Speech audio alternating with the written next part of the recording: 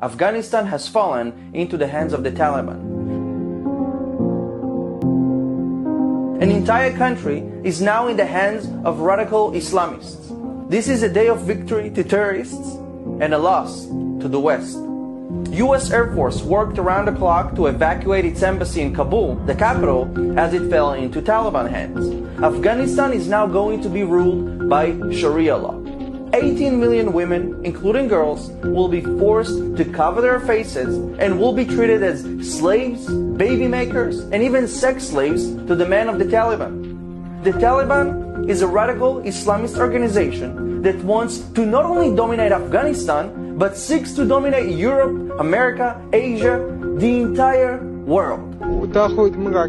It's our belief that one day Mujahideen will have victory and Islamic law will come not to just Afghanistan, but all over the world. We are not in a hurry. We believe it will come one day. Jihad will not end until the last day. The Taliban will now head Afghanistan as the current president announced that he will resign. And I have to say that this is happening thanks to Pakistan and Qatar. These two countries are hosting the Taliban's headquarters. Pakistan helped the Taliban with logistics, supplies, and even supported their militants. All happened while getting trillions of dollars in aid from the US. Both Qatar and Pakistan pretended to be allies of the United States in order to milk money, but sided with the enemies of the US behind its back.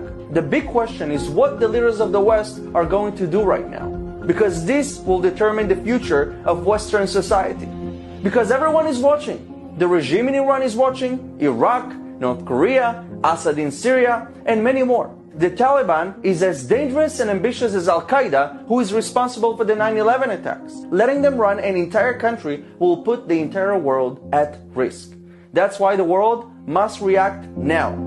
Thankfully, Albania has agreed to accept refugees from Afghanistan as of now, especially the Afghans that assisted the US and other forces in the fight against the Taliban. Because by doing so, bravely I have to say, they have determined their fate. Pray for Afghanistan, pray for our world.